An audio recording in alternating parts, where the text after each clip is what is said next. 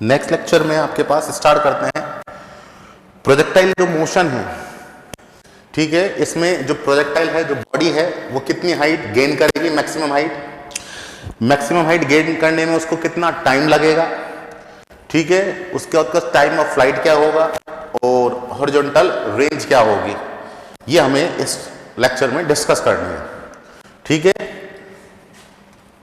तो यहां से हम स्टार्ट करें बेटा आपके पास मैक्सिमम हाइट,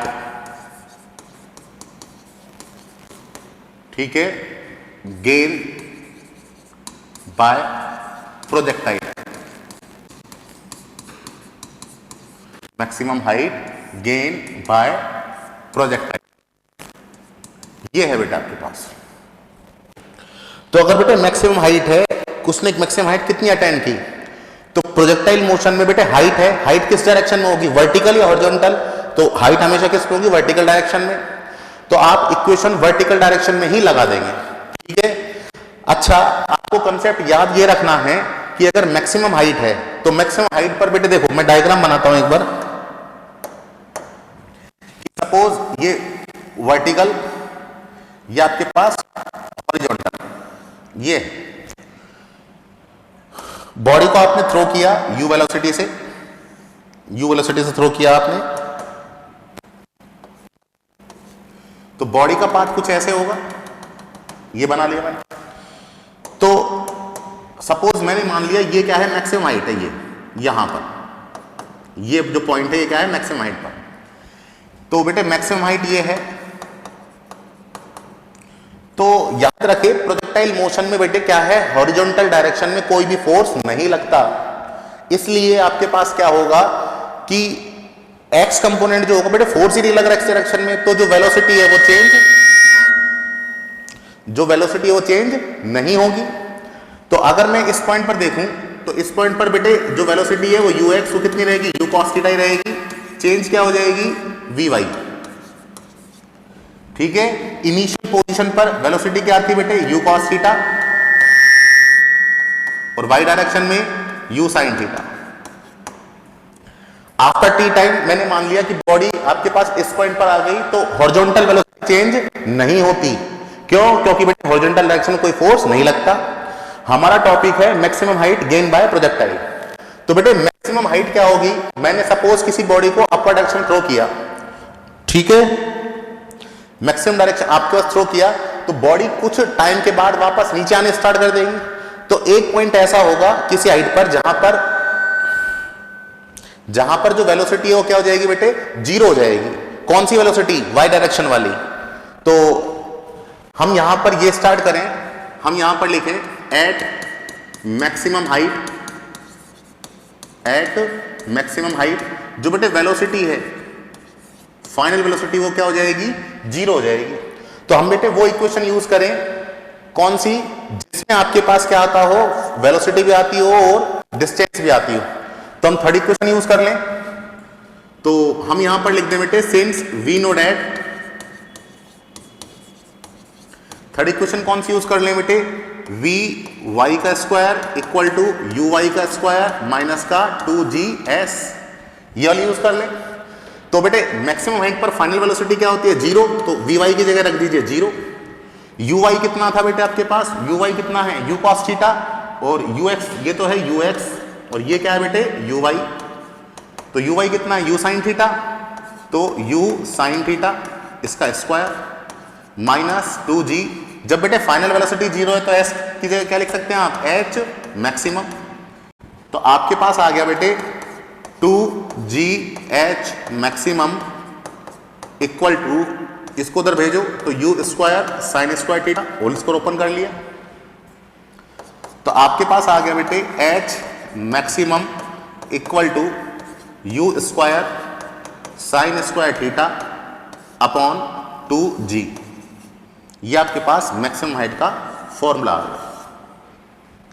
तो h मैक्सिमम इक्वल टू क्या होगा बेटा आपके पास, u square sine square theta upon 2g। और आपने इक्वेशन कौन से लगाई, थर्ड इक्वेशन लगाई, जिसमें फाइनल वेलोसिटी और डिस्टेंस दोनों आती हो, ठीक है। और फाइनल वेलोसिटी पर आपके पास क्या होगा, वी वाई कितना होगा, 0 होगा। मैंने इक्वेशन यूज करी, वी वाई का square equal to U Y का स्क्वायर माइनस 2gS।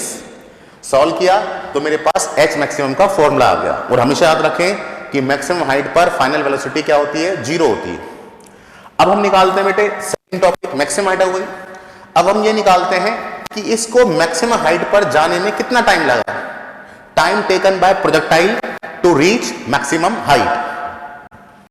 तो सेकंड पॉइंट निकालते हैं, ये इसके पैरामीटर्स हैं। तो हम निकालते हैं टाइम टेकन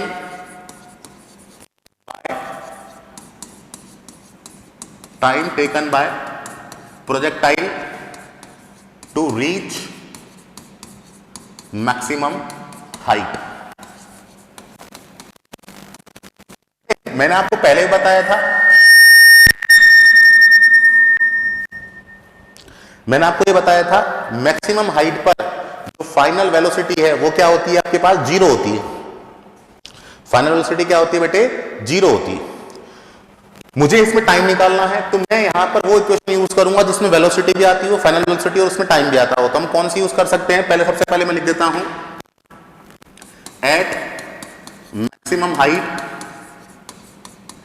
मैक्सिमम हाइट जो फाइनल वेलोसिटी है वो क्या हो जाती है बेटे, 0 हो जाती है। अब हम लिखते हैं फ्रॉम फर्स्ट इक्वेशन कौन सी है बेटे, वाई डायरेक्शन में लगा देंगे, V Y equal to U Y minus का जी टी, वाई डायरेक्शन में लगा दी। मैक्सिमम हाइट पर फाइनल वेलोसिटी 0 हो जाती है तो वी वाई की जगह 0 रख दिया। यू वाई कितना है बेटे, you sine theta minus G T. आप टी निकाल लीजिए यहां से, तो t इक्वल टू क्या हो जाएगा बेटे, u साइन थीटा अपॉन जी। तो ये आपके पास क्या आ गया बेटे, मैक्सिमम हाइट पर पहुंचने में टाइम आ गया। और वो कितना है बेटे, u साइन थीटा अपॉन जी, ये आपके पास आ गया। थर्ड बेटे अगर आप करें, ये आपके पास आ गया, ठीक है। फर्स्ट इक्वेशन का यूज किया, V Y equal to U Y minus का जी टी, आपने सॉल्व किया, ये आ गया। थर्ड पॉइंट अगर हम चेक करें बेटे,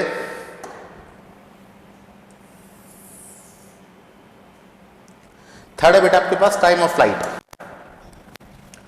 थर्ड हम करते हैं बेटे टाइम ऑफ फ्लाइट। ये टाइम ऑफ फ्लाइट, इसका सिंबल क्या है, T.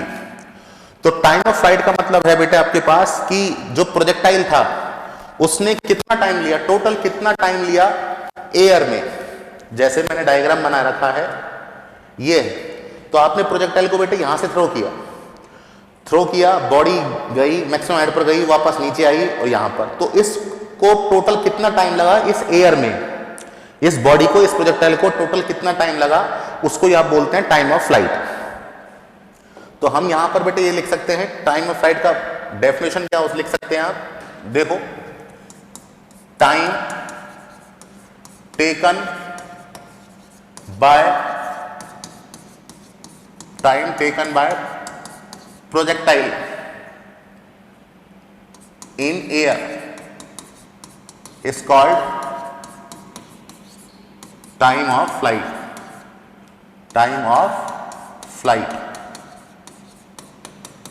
It is denoted by capital T. अच्छा, ये तो हमने पढ़ लिया टाइम ऑफ फ्लाइट होता क्या है, कि time taken by projectile in air is called projectile. अच्छा, अब इसमें देखिए टाइम ऑफ फ्लाइट में होता क्या है, सुनिए। बॉडी को आपने थ्रो किया बेटे यहां से, ठीक है, बॉडी को थ्रो किया तो बॉडी पहले कहां पहुंच गई बेटे, मैक्सिमम हाइट पर, और फिर वो मैक्सिमम हाइट से वापस कहां आ रही है, वापस हॉरिजॉन्टल पर आ रही है, उसी सरफेस पर आ रही है जिस सरफेस से आपने उसको थ्रो किया था। तो यहां से थ्रो किया, पहले मैक्सिमम हाइट पर गई, फिर मैक्सिमम हाइट से वापस कहां पर आ गई, उसी हॉरिजॉन्टल सरफेस पर आ गई। तो आपको माइंड में ये रखना है, मैक्सिमम हाइट तक पहुंचने में जो टाइम लगेगा वो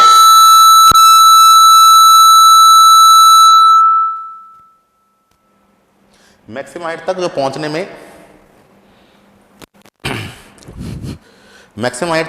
में बेटे टाइम लगेगा, वो टाइम और मैक्सिमम हाइट से वापस हॉरिजॉन्टल पर आने में जो टाइम लगेगा, वो दोनों टाइम क्या होंगे बेटे, सेम होंगे। प्रोजेक्टाइल को ग्राउंड से थ्रो किया, मैक्सिमम हाइट पर गई, तो कितना टाइम लगा t, तो उतना ही टाइम मैक्सिमम हाइट से वापस हॉरिजॉन्टल पर आने में लगेगा। तो बॉडी को टोटल कितना टाइम लगा एयर में, t प्लस t कितना हो गया 2t, तो उसका डबल कर दीजिए आप। तो बॉडी को हॉरिजॉन्टल से मैक्सिमम हाइट तक पहुंचने में जो टाइम लगेगा वही टाइम मैक्सिमम हाइट से वापस हॉरिजॉन्टल पर आने में लगेगा। ठीक है, टाइम ऑफ एक्सेंट और टाइम ऑफ डिसेंट ये दोनों क्या होते हैं, इक्वल होते हैं। तो हम यहां पर बेटे ये लिख सकते हैं, जो t होगा वो आपके पास क्या होगा, 2 times of small t। Small t क्या है बेटा आपके पास, time taken by projectile to reach maximum height, उसका डबल कर दीजिए आप। तो t इक्वल टू आपके पास क्या आ गया, t और ये u sine theta upon g। तो ये आपके पास बेटे क्या आ गया, टाइम ऑफ फ्लाइट आ गया। ठीक है, 2u sine theta upon g। तो ये थर्ड पैरामीटर हो गया।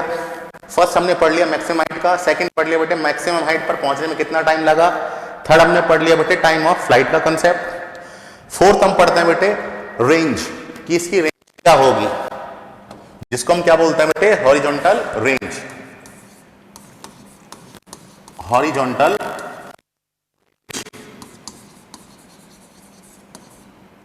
रेंज इसका सिंबल क्या होता है बेटे, इसका डायग्राम देखिए पहले, कि सपोज मेरे पास ये वर्टिकल और ये आपके पास हॉरिजॉन्टल डायरेक्शन, आपने बॉडी को थ्रो किया u वेलोसिटी से,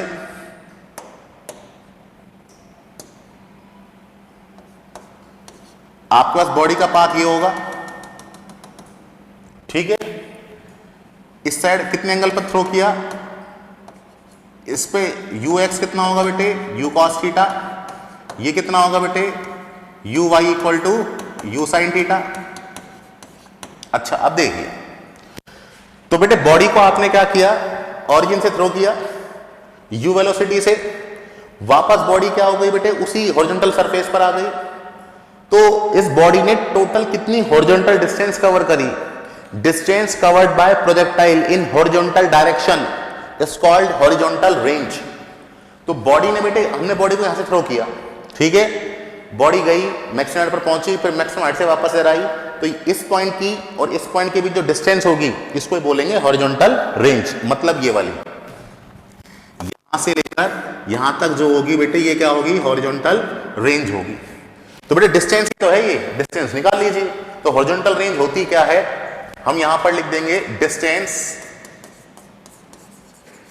distance covered by projectile, distance covered by projectile in horizontal direction, in horizontal direction is called horizontal range, is called horizontal range. It is denoted by capital R. It is denoted by capital R. तो distance निकालनी है बेटे, तो distance के लिए formula दो, s equal to u t plus half at square. तो देखो, तो हम लगाते हैं बेटे from second equation of motion, तो आपके पास क्या आ जाएगी बेटे, s equal to U T plus half A T square. But कहां लगानी है आपको ये इक्वेशन, x डायरेक्शन में, तो ux और a की जगह ax। तो बेटे x जो हॉरिजॉन्टल डायरेक्शन में जो रेंज है वो लिख दीजिए डिस्टेंस की जगह। ux कितना होगा बेटे, u cos थीटा। अच्छा अब आप यहां पर ध्यान दीजिए कि मैंने आपको टाइम ऑफ फ्लाइट में बताया था, बॉडी को आपने यहां से थ्रो किया और वापस बॉडी ये बेटे यहां पर आ गई, तो बॉडी को जो टोटल टाइम लगा एयर में उसको क्या बोलते हैं हम, टाइम ऑफ फ्लाइट। तो स्मॉल टी की जगह क्या यूज कर लेंगे, कैपिटल टी, क्योंकि बेटे बॉडी को आपने यहां से थ्रो किया है, बॉडी वापस हॉरिजॉन्टल पर आ गई, तो बॉडी हमने पढ़ लिया time taken by projectile in air is called time of flight. तो बॉडी को कितना टाइम लगा, टाइम ऑफ फ्लाइट के इक्वल लगा। तो आप स्मॉल टी की जगह क्या लिख देंगे, कैपिटल टी। एक्स कितना होता है बेटे, जीरो। एक्स जीरो क्यों होता है, क्योंकि बेटे एक्स डायरेक्शन में कोई भी फोर्स नहीं लगता, जहां पर फोर्स नहीं लगता वहां पर एक्सेलरेशन क्या होता है, जीरो होता है। तो इसको सॉल्व कर लीजिए बस। तो r इक्वल टू आपके पास आ गया u cos थीटा, और t की वैल्यू बेटा आपके पास क्या थी 2u sin theta upon g। इसको सॉल्व कर लीजिए। तो नेक्स्ट स्टेप देखो बेटे, r इक्वल टू यहां से आप देखिए u into U square 2 sine theta cos theta upon G. Next step देखिए, r equal to U square 2 sine theta cos theta क्या होता है बेटे साइन 2 थीटा अपॉन जी। तो ये आपके पास क्या आ गई बेटे रेंज आ गई। ठीक है यहां पर, तो ये आपके पास रेंज का फॉर्मूला है। अब ये रेंज का फॉर्मूला है, ये रेंज मैक्सिमम कब होगी for maximum range, for maximum range. Maximum range के लिए साइन थीटा क्या होना चाहिए, साइन क्या होना चाहिए, तो मैक्सिमम लिख दो। और साइन 2 थीटा मैक्सिमम कब होता है बेटे, वैल्यू क्या होती है 1, और 1 को हम क्या लिख सकते हैं साइन 90। साइन से साइन कैंसिल आउट, तो 2 थीटा कितना आ गया बेटा आपके पास 90 डिग्री के इक्वल आ गया। तो बेटे थीटा कितना आ गया आपके पास 90 डिग्री अपॉन 2 कितना आ गया बेटे 45 डिग्री। तो अगर बेटे आपके पास एंगल कितना होगा 45 डिग्री होगा, तो आपके पास जो रेंज है वो आपके पास क्या होगी मैक्सिमम होगी। हम जेवलिन को थ्रो करते हैं बेटे, तो जेवलिन आपके पास मैक्सिमम हाइट मैक्सिमम रेंज पर जाए उसके लिए एंगल कितना रखते हैं आप 45 रखते हैं। तो ये हो गया। तो ये तो बेटा आपके पास बेसिक फॉर्मूले थे मैक्सिमम हाइट के। मैक्सिमम हाइट पर पहुंचने में कितना टाइम लगा, टाइम ऑफ फ्लाइट क्या था, रेंज क्या थी, इसको हम आगे अब डिस्कस करेंगे। जो न्यूमेरिकल पोर्शन जो बनते हैं, तो न्यूमेरिकल पोर्शन में ये फॉर्मूले कैसे यूज होते हैं, कहां कहां यूज होते हैं, वहां से आपको क्लियर हो जाएगा।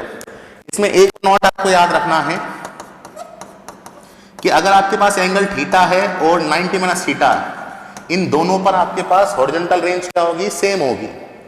इस पर क्या होगी हॉरिजॉन्टल रेंज क्या होगी बेटे सेम होगी, थीटा पर और एक 90 माइनस थीटा पर। जैसे अगर थीटा की वैल्यू ले ली 30 डिग्री, तो 90 माइनस थीटा कितना हो जाएगा बेटा आपके पास 60 डिग्री। तो 30 डिग्री और 60 डिग्री पर हॉरिजॉन्टल रेंज क्या होती है सेम होती है। ये क्वेश्चन बेटे खूब बनते हैं ऐसे वाले। तो ये आपके पास हो गया। नेक्स्ट लेक्चर में बेटे हम डिस्कस करेंगे प्रोजेक्टाइल मोशन के और कुछ टॉपिक, उसके बाद हम इसमें PYQ स्टार्ट कर देंगे। ओके बेटे।